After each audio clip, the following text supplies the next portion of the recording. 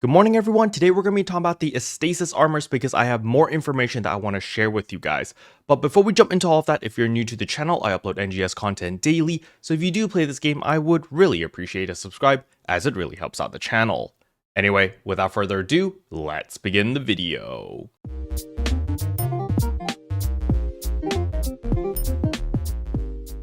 So if you watched yesterday's video, I told everyone that if you are currently using the Aina armors, whether it just be the regular Aina armor or the Aina armor Arga Belt or Sheza, that you should not upgrade to the Ektasis armor right now, simply because of the stat difference. Because as you can see here, the Ektasis armor just gives us 6% potency versus the Aina armor Arga, which actually gives you 5.5%, gives you more HP, more PP, and also actually gives you that 1% damage resistance, whereas it's actually right here, 1% damage resistance, versus the Ektasis armor doesn't give you any of that, doesn't give you any HP, doesn't give you any PP. And the same thing can be said with the normal Aina armors as well. You know, this gives us 20 HP, 2 PP. Now it doesn't give us the damage resistance, but it is 5.5% all damage versus the Arga, which is only 5.5% for 2 damage types. And then of course we have the Ektasis over here, which is 6% for all damage types. So, you know, you're really only looking at 0.5% potency difference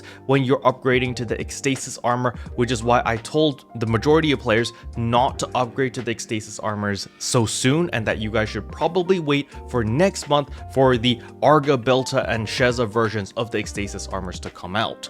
Well, it just so happened that we had this discussion on my live stream yesterday. By the way, I do stream on Twitch every single day now at 9 AM EST, or that's 9 PM for me in Asia, or GMT +8. So if you want to catch me, I will be streaming every single day at that time. Sometimes I start stream a little bit earlier, but you know, for sure at 9 PM I'm always going to be live. But nevertheless, we had a very interesting conversation regarding the Ektasis armors. And the main subject that we talked about was, hey, is the Ektasis armor going to be upgradable later down the line? Because we already know from the NGS headline that, hey, we are getting a new weapon when the Nameless City update drops that will have an upgrade path later in October. So you're going to be able to upgrade that weapon from whatever rarity, let's say that it's a 10-star rarity weapon or 11-star rarity weapon, and we'll be able to upgrade it to a 12-star rarity weapon. That way you keep all of your augments on that weapon. What I failed to mention, or something that I didn't even realize or didn't notice when I was watching the NGS headline, was they also mentioned the same thing with our armor, and specifically the Ektasis armor. And so what I want to bring up over here is of course the Dengeki article over here, because this is where they talk about it in a little bit more detail. So we're going to skip down here. Rarity 10-star armor, Ektasis armor is characterized by a 6% increase in power and parameter equivalent to rarity and defense. Parameters such as HP and PP will increase in future upgrades. So please take this opportunity to get them and strengthen them to prepare for upgrades.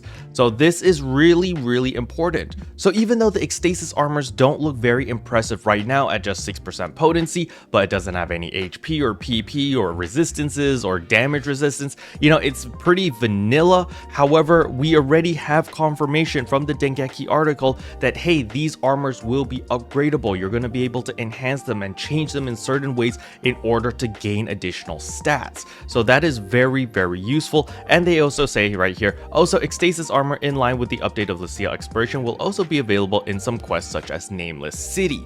So, you know, you're going to be able to get this armor from multiple sources, and it's perfectly safe to invest in them now because it's pretty much guaranteed right here that they will be upgradable, and that way you'll be able to get additional stats, and hopefully it'll be much better than the current Aina armors. And the nail in the coffin is of course this little screenshot right here, the new 10-star Ektasis armor, more enhancements coming soon in a future update. So yeah, this pretty much confirms that, hey, even though the Ektasis armors don't look very impressive right now, if you've upgraded it or if you want to upgrade to it, it's perfectly fine because you're pretty much future-proofed, as this armor will have an upgrade path. And regardless what happens, the Ektasis armor is always going to be a safe investment. So if you want to use your augment transfer passes, you can do so.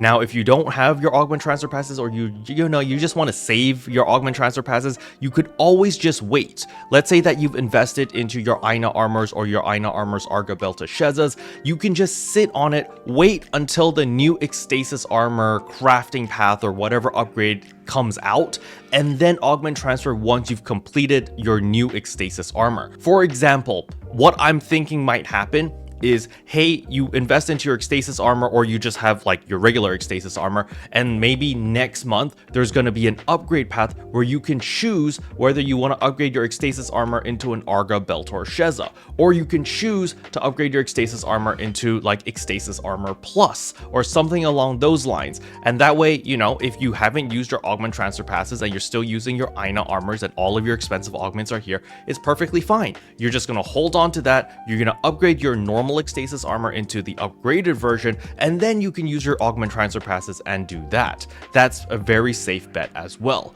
However, if you are in the same situation as myself, where I am currently still using an Octo Armor Arga, you know, this is a generation behind everyone else. I'm still using an 8-star rarity armor, and my augments aren't actually that good anymore. After yesterday's live stream, we actually went through all of my augments, and I actually came to the conclusion that it is not worth using my augment transfer passes on these current augments. The reason I say this is because there's so many augments that I actually need to change. First one is my XD Def Parfait. This is useless now because it's an XD capsule. You know, we are currently on the An-Addy capsules, so I need to exchange this to An-Addy. Now, I do have a bunch of An-Addy capsules in my storage because I bought them beforehand, and I just kind of kept it in storage.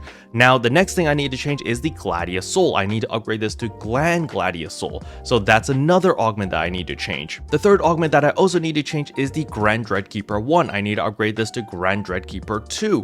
And so it's like, oh wow, you know, I already have 3 different augments that I need to upgrade. And then as for my Lux Halfinales, my High Ale Dominas, my Mega Trials, well, it just so happens that I've got S capsules of the High Ale Domina, which I'm going to be changing to High Ret Domina anyway. So there's that. Then we've got the Mega Trial, which I have the S variant of that. And then the Lux Halfinale as well as the Glangaeus Mastes actually aren't that expensive now, and they're pretty easy to farm. So it just didn't make much sense for me to use an augment transfer pass, which is an incredibly limited resource that I don't have a lot of right now. It's like, if we take a quick look over here, you can see that I only have 1 augment transfer pass and I've got 65 of these vouchers. So, you know, this is a very rare resource for me right now, and I really shouldn't be wasting it all willy-nilly on just like these subpar augments. I say subpar even though I know a lot of you guys are probably still using LC capsules and you're looking at this and you're like, Karo, this is perfectly fine, what are you talking about? But for me personally, you know, if I'm upgrading to a new armor, I don't upgrade armors that often. Usually armors for me is like a yearly investment, or at the very least a 6-month investment. So whenever I do a big upgrade, I try to aim for the best in slot at the time, because I'm going to be sitting on these for a good 6 months to a year before I do my next big upgrade. And so you know, this isn't gonna cut it. I definitely need to change to the An-Addy capsule, to the Gland Gladius Soul, to the Grand Dreadkeeper 2, as well as the High Kavaris Domina. These are all things that I need to do to my new armors to justify, you know, only upgrading every 6 months or only upgrading every year. You know, it needs to be the best of the best. Now, do I really need to do it all in one shot? Probably not. I could always stagger it along, and that way, you know, it's a little bit more sustainable. But for the content, I think it's more interesting that I farm a bunch of stuff and then we do one big ass upgrade and it's just entertainment for everyone, right? Because we're gonna need to gamble a lot, which means we're gonna need a lot of those protections. So let's see, we've got 42 augment item protections, so hopefully that will be enough in order to get us all of our augments, actually, because we're gonna need to do 3 armors, and each armor is gonna have to gamble 2 augments, or maybe more actually, because if we're redoing all of our augments, right, we're not augment transferring. So that means the An-Addy capsule is guaranteed, the High Kavaris Domina is guaranteed because I have the S capsules, the Mega Trial is guaranteed because I have an S capsule. So it's going to be Lux Halfinale, Glangaeus Mastes, Grand Gladius Soul, as well as Grand Dreadkeeper 4. So 4 augments on 3 pieces. That's a total of 12 augments that I need to gamble. I've got 42 protections. So you guys do the math. I need to basically like not fail. I need to be able to nail each augment in under 4 attempts or something. That's pretty much the TLDR. And now I do have some boosters, and we go over here to my augmentation success rate boosters. I've got a bunch of 20%, I've got a couple 40%, so I could use this when I do get a little bit desperate, but I don't have a lot of 40%, I don't have a lot of 30% either, so this is going to be a little bit scary, but I do have a lot of 20%, so I can definitely afford that. So it's going to be roughly like 27% chance of success, which the maths out. You know, 27%, you have 4 attempts, technically RNG, please help me, and everything will just work out. So that is the plan. So basically what I'm going to be doing for the next week or two is just going to be farming a lot of dual quest, farming for all the high-end capsules that I actually need so that I can do that one big upgrade for all of my Ektasis armors and finally upgrade everything. And that way I don't need to use my augment transfer passes, even though I could use it and save myself a little bit of headache, but I don't think it's worth it, to be honest, since, you know, those augment transfer passes are so freaking limited. Special thanks to all the members for supporting the channel. It really means a lot to me. Thank you again. But yeah, that's all I wanted to cover in today's video. Hopefully you guys found it interesting. If you did, I would appreciate a like and a subscribe, and I'll see you guys in tomorrow's video. Bye.